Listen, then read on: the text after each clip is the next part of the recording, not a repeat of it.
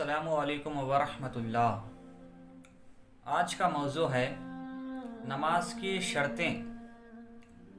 अक्सर लोग नमाज पढ़ने के लिए मस्जिद आते हैं और उन्हें ये मालूम नहीं कि नमाज पढ़ने के लिए किन किन चीज़ों का होना शर्त है। नमाज की शर्तें 6 हैं। नमाज पढ़ने के लिए 6 शर्तों का होना ज़रूरी है, जिनके बगैर नमाज होगी ही नहीं। अब सबसे पहली शर्त क्या है? वो है तहारत। दूसरी शर्त क्या है? सतरे औरत। तीसरी शर्त क्या है?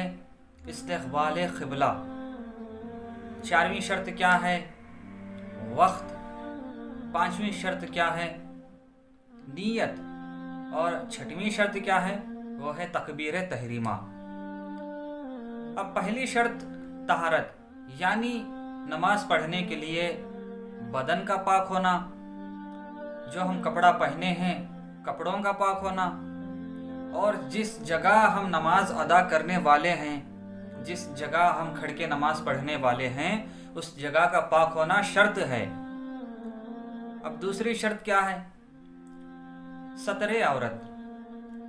सतरे औरत यानी मर्दों के लिए नाभ से लेकर घुटनों तक छुपाना, यह सतरे औरत है। औरतों के लिए नमाज में सिवाय चेहरे, हाथ की हथेली और पैरों के तलवे और पूरा बदन उनके लिए, यानी पूरा बदन पर्दा है। अब औरत का मतलब क्या है? औरत का माना क्या है? औरत का माना होता है पर्दे में रहने वाली चीज़।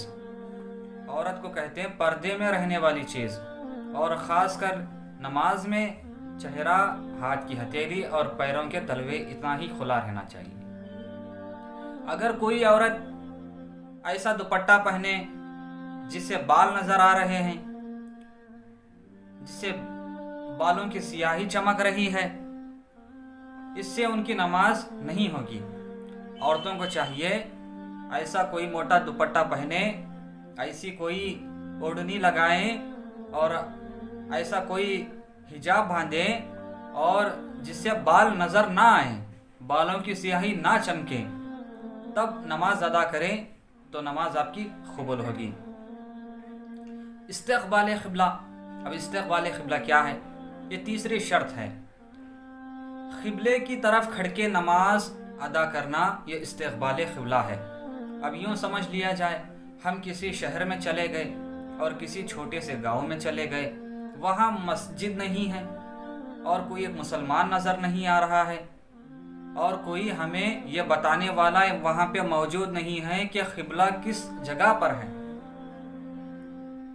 ऐसी हालत में अगर हमें नमाज पढ़ना है, अब हमें मालूम नहीं है कि किस जगह खड़ के हम नमाज पढ़ें, ऐसी सूरत में बुजुर्गान दीन फरमाते हैं कि एक जगह पे खड़े और आपका दिल जहाँ कहने लगे कि फ़लाँ जगह पे क़िबला है, आपका दिल कहने लगे फ़लाँ जगह पे क़िबला है, या दाहिने तरफ है या बाइने तरफ है, या आगे है या पीछे है, तो अगर आपका दिल जहाँ कहने लगे वहाँ खड़ के नमाज अदा करें, आपकी नमाज हो जाएगी।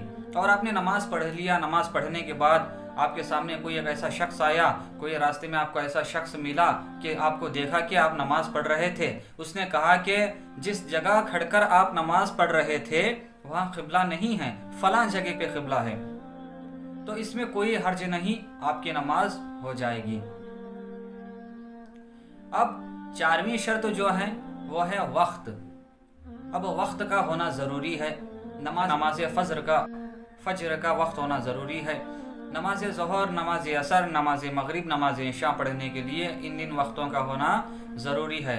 यूँ समझ लिया जाए, अब हमारे यहाँ 5 बजे अजान होती है और ठीक 5:30 बजे जमात खड़ जाती है, और फजर का वक्त तुलूबे आफ्ताब यानी सूरज निकलने से पहले तक होता है। जब सूरज निकल जाए तो नमाज फ़र्ज़ आप अदा नहीं कर सकते, यानी क़ज़ा पढ़ सकते हैं।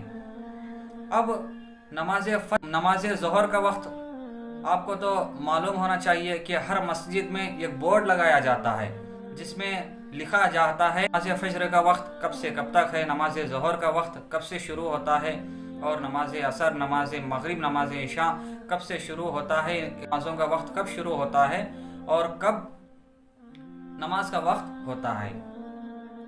تو ان صورتوں میں ہمیں چاہیے کہ مسجدوں میں دیکھیں، اگر مسجدوں میں اگر کہیں بورڈ نظر نہیں آئے تو آپ کو چاہیے بزرگان دین یا تو علماء کرام، یعنی آپ کے شہر میں آپ کے آس پاس جو بھی مطلب پڑھے لکھے لوگ ہیں ان سے رابطہ کریں اور وہاں سے پوچھ لیں کہ نماز فجر کا وقت کب سے کب تک ہے، نماز ظہر کا وقت کب سے کب تک ہے۔ تو یہ ہو گئی 4ویں شرط۔ اب 5ویں شرط جو ہے وہ نیت ہے۔ 5ویں شرط نیت ہے۔ دل کے پکے ارادے کو نیت کہتے ہیں، اور دل کے پکے ارادے کے ساتھ نماز ادا کرنا یہ نیت ہے۔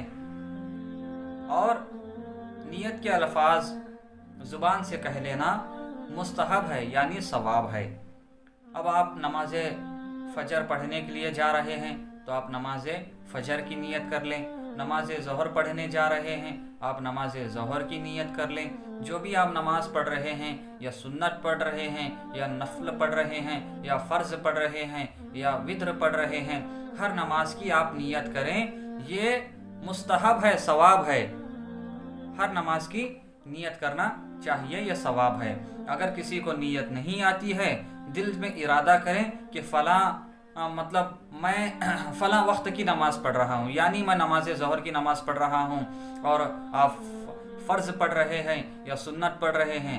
اگر آپ کو زبان سے کہنا نہیں آتا، اردو کے علاوہ دوسرے زبان جو بھی ہیں، یا تو آپ انگلش میں بھی نیت کر سکتے ہیں، یا تو آپ کنڑ میں بھی نیت کر سکتے ہیں، جو آپ کی زبان وہاں کہی جاتی ہے اگر ان زبان میں آپ نیت کر سکتے ہیں۔ زبان سے کہہ لینا مستحب ہے، اگر اردو آتی ہے تو بہت اچھی بات ہے۔ اور 6ویں شرط جو ہے وہ کیا ہے؟ تکبیر تحریمہ۔ اب تکبیر تحریمہ کیا ہے؟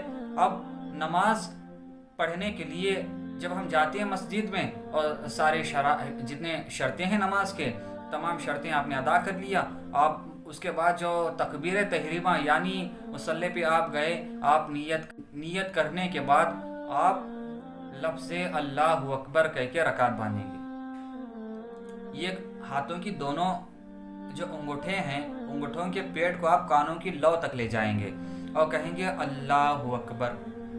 یہ ہے تکبیر تحریمہ۔